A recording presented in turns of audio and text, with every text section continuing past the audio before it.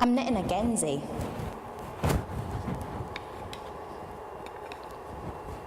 Or a Ganzi.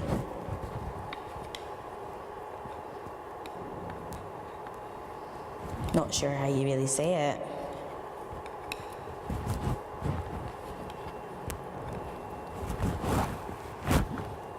Do you know what it is?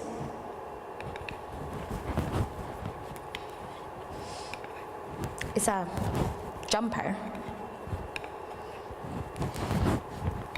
that the fishermen wear when they're out at sea. Wool is really good at keeping the water away from your skin. And if you knit it tight enough, it'll keep the wind out as well.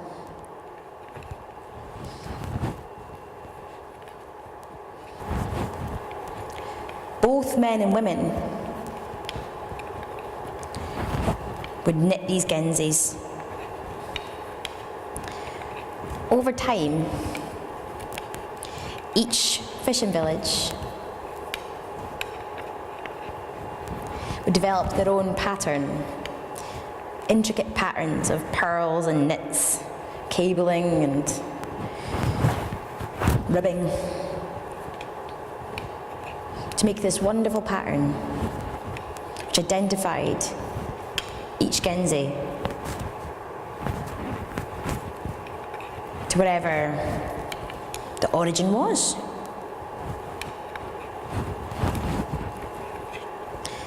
There's a romantic myth on the go about it. I can't tell you if it's true or false. Apparently, they would make these distinct patterns so that when one of the men's bodies would wash up on the shore, they'd be able to say where he came from.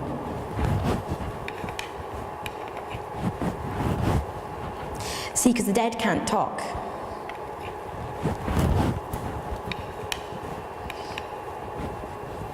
But the pattern became a written note, an identifier, like a dog tag. See, that's the thing when it comes to the fishing.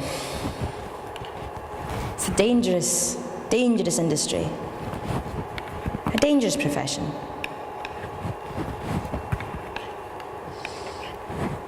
And for thousands of years, the sea is both mother and father.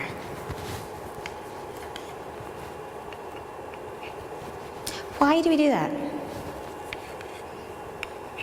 Why do we make the men the violent ones? The ones who have to fight, who have to risk their lives for glory, for honor, for food.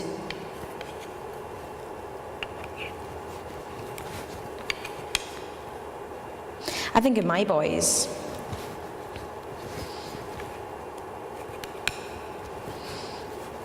They're no longer children, really. They're growing up so quick.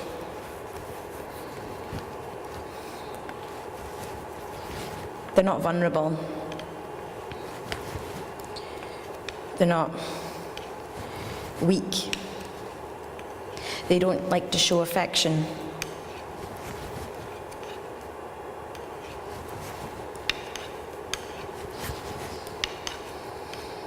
My boys were always said to be boys. Their job wasn't to be emotional or to be sensitive. Their job was to be rambunctious and violent and competitive.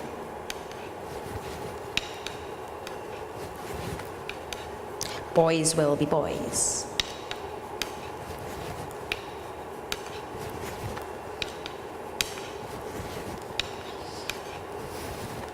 I used to live in Burghead. I moved there when Roddy was about a year old.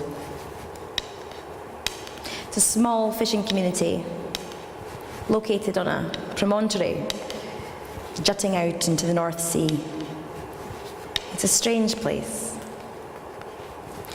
It likes its traditions, even if the traditions have only been around for 50 years. It was the Pictish capital of the North, they say. Like some sort of placemaking or branding or marketing.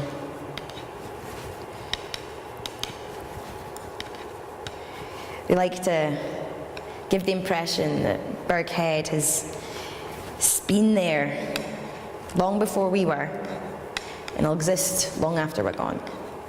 It's ephemeral nature of people.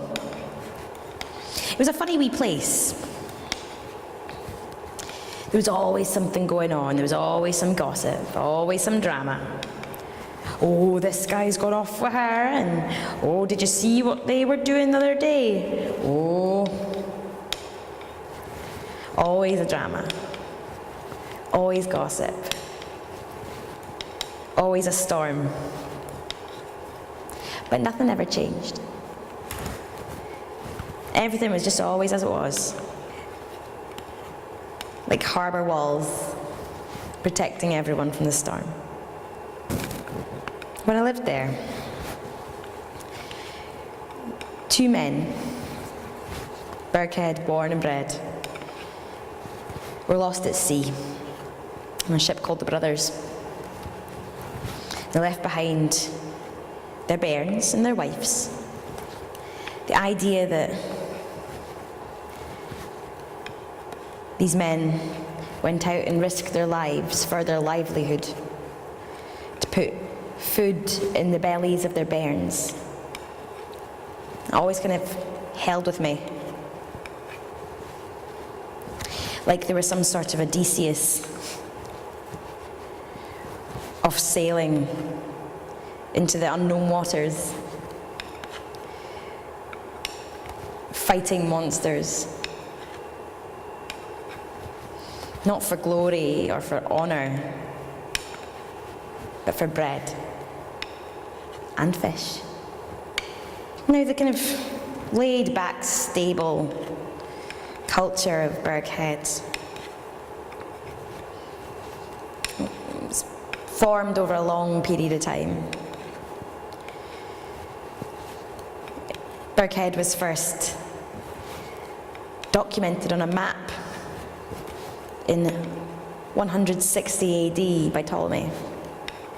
It's lasted long before, thousands of years.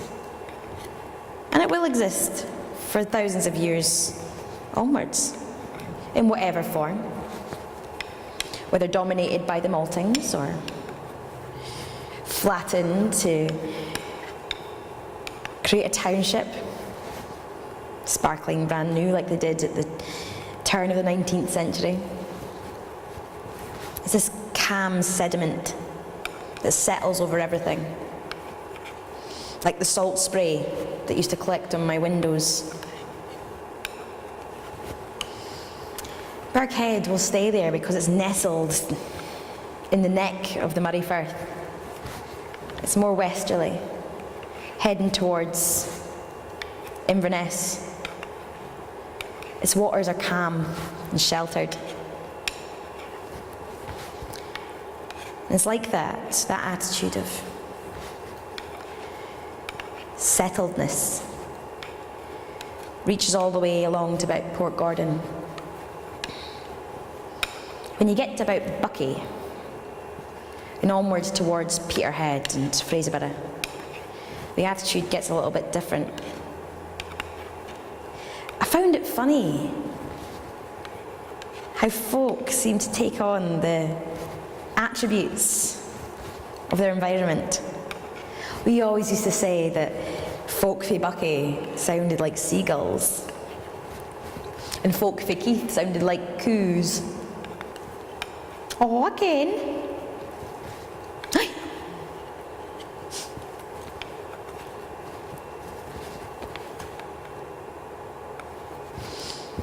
What I did notice was the attitude in Buckie compared to the attitude in Birkhead and Lossy.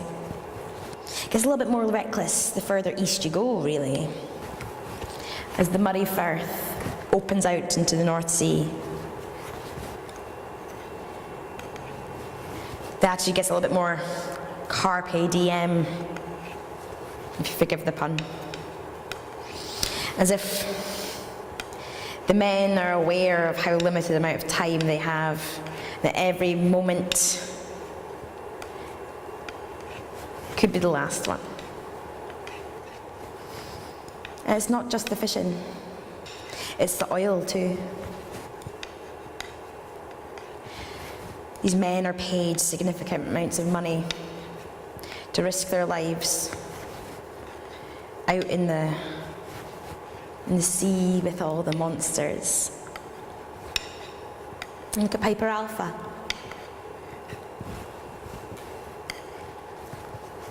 Sometimes the monsters are just men with greed who are happy to risk the lives of others.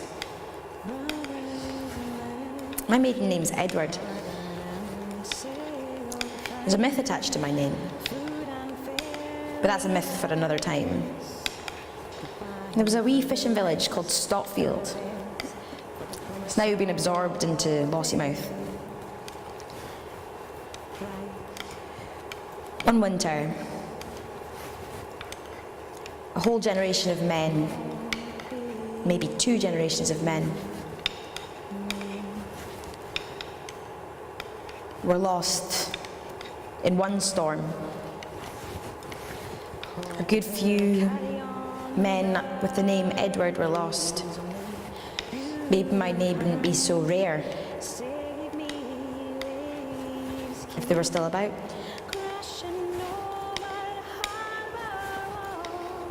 There's no saga for them. No legends, no statues, no ornamental tapestries. Just a few names in an archive in a library.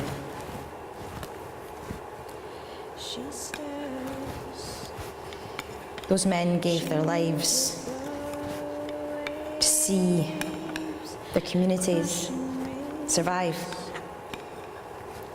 The reward wasn't glory, transcendence, and honor like the soldiers. All those soldiers who are tricked into giving their lives for something that doesn't even exist. They did it for something much, much more valuable. For the survival of their families and their communities. So this Gansey, I wonder who's going to wear it.